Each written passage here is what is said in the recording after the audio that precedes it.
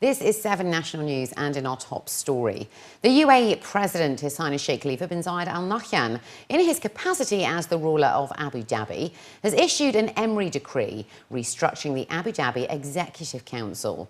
According to the decree, the President appointed His Highness General Sheikh Mohammed bin Zayed Al Nahyan, the Crown Prince of Abu Dhabi and Deputy Supreme Commander of the UAE Armed Forces, as Chairman of the Abu Dhabi Executive Council. The President also appointed the Council's first female member, Dr. Amel Abdullah Al Kubais, who was named as the Director General of the Abu Dhabi Education Council. His Highness Sheikh Humaid bin Rashid Al Nuaimi, the Supreme Council member and ruler of Ajman, also issued an Emery decree restructuring the Ajman Executive Council.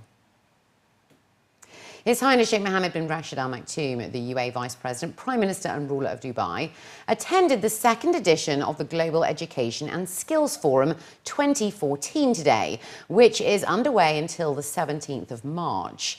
Access to quality education for all continues to be the focus of discussions, as the 3-day event hosts world leaders, international educational experts, thinkers and students. Her Excellency Irina Bokova, the Director General of UNESCO, said that in 2000 there were nearly 100 million children out of school, and now there are nearly 57 million. In addition to this, she reiterated the importance of promoting education of girls and minority groups. She said that children beyond the age of 5 with educated mothers are 50% more likely to survive. US President Bill Clinton joined the discussions, who delivered a speech on the growing need for a collective action to eradicate illiteracy and ensure global access to quality education, as well as gender equality in learning. He also highlighted the critical role that good teachers play. In spite of all the problems anywhere, the most important difference maker is a good teacher. We had a study released in the United States just in the last year that said that having one good teacher for 1 year could have a dramatic positive impact on the earning capacity of a student for a lifetime. The most encouraging thing I can say is intelligence is evenly distributed. The willingness to work is evenly distributed.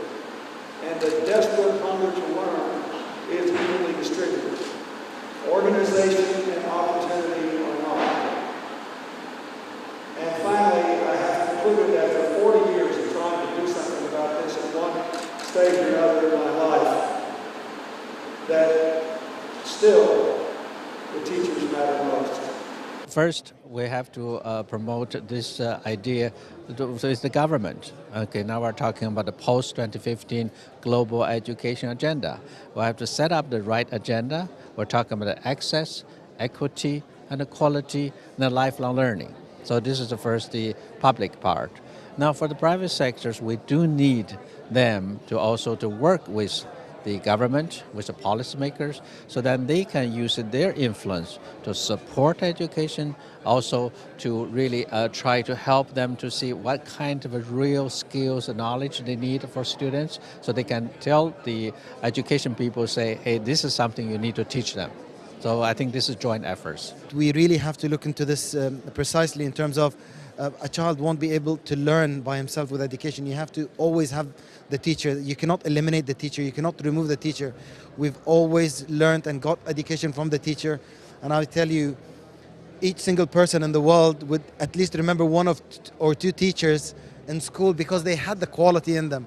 So teachers is a big solution to that one, and introducing technology to the teachers, getting trained on them, and then they go and teach the students. Yes, then students will be more attracted into technology. Technology is evolving.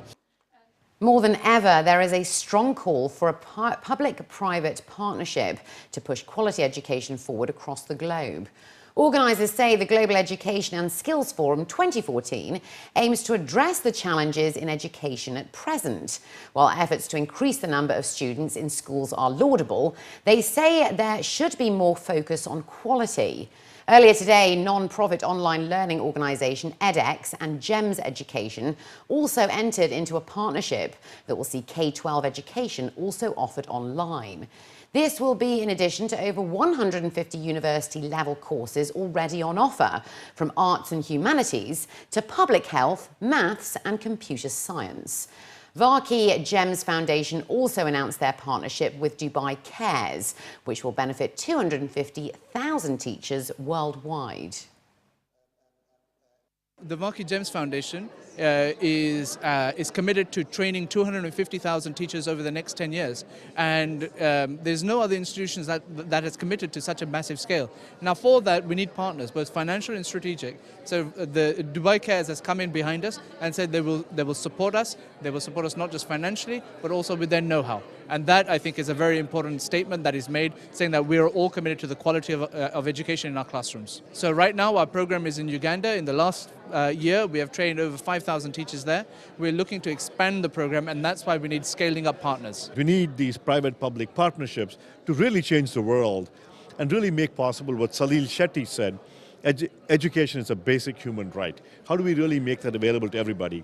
I think it will be through public-private partnerships with great courses from K through 12 level and university level available to every kid, whether they're from the local region or from anywhere in the world.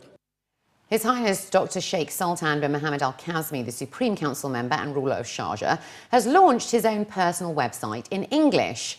According to news agency WAM, the English language website will provide services to wider categories of the community, as well as document the life of the ruler of Sharjah and also report on historic events. The ruler of Sharjah's Arabic website was launched during the 32nd edition of the Sharjah International Book Fair back in 2013.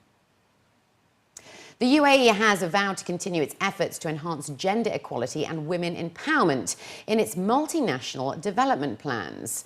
The statement came from Her Highness Sheikha Fatima bint Mubarak, the chairwoman of the General Women's Union, Supreme Chairwoman of the Family Development Foundation, and President of the Supreme Council for Motherhood and Childhood, which was read on her behalf by Noura Khalifa Al-Suwaidi, the Director General of the Women's Union, set before the 58th session of the UN Commission on the Status of Women.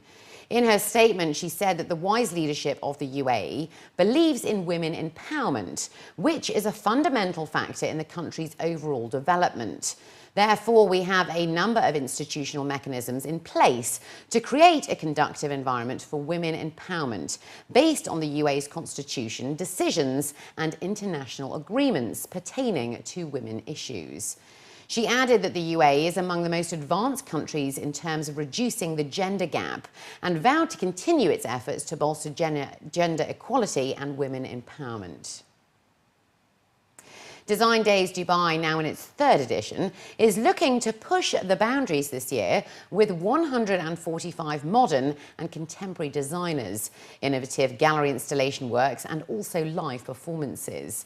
Running from March the 17th to the 21st and coinciding with Art Week, installation works will complement the lineup of 33 galleries from 20 countries exhibiting works, as well as the enhanced public programme of talks, panels and workshops with design experts and industry leaders, which has been developed with the support of Dubai Culture and Arts Authority and D3, the Dubai Design District.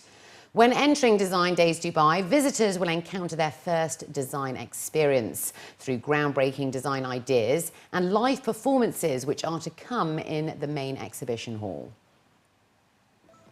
And finally, looking to other news now, vintage watches, jewellery and artworks are currently on display at Emirates Towers for the Christies Auction later in the week.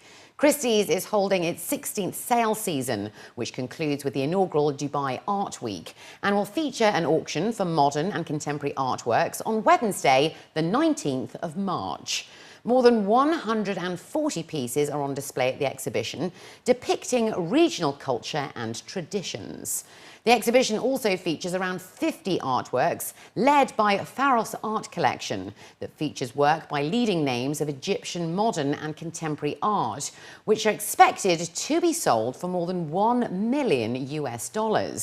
One of the highlights of the exhibition is the work of Abdul Hadi El Ghazar from 1965, which was created in honour of the workers who built the Suez Canal and is estimated to be worth $100,000 to $150,000 US. Abdul Hadi El-Ghazar is one of the leading modern Egyptian artists. I would say that he's in the mid-generation of Egyptian artists from the modern history. And here in this specific work, that is actually a sketch to a very important work that is in the collection of the Museum of Modern Art in Cairo, he actually depicts the construction of the Suez Canal, but it's not necessarily a sketch as we would think it is. It's actually a very precise and very intricate sketch where we see the men, working on the construction. The work is from 1965, so a couple of years after the whole crisis of the Suez Canal. And Abdul Hadi El-Ghazar really explains through this painting how the construction of the Suez Canal had an impact on the society.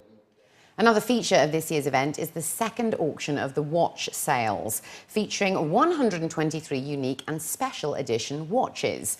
The most expensive piece on display is the $300,000 US Emerald Set Reference 5971 by Patek Philippe, and no more than 10 pieces have ever been manufactured. One of the most interesting features of the watch is that it is fitted with 42 emeralds, weighing approximately 3.33 carats, and it is unworn.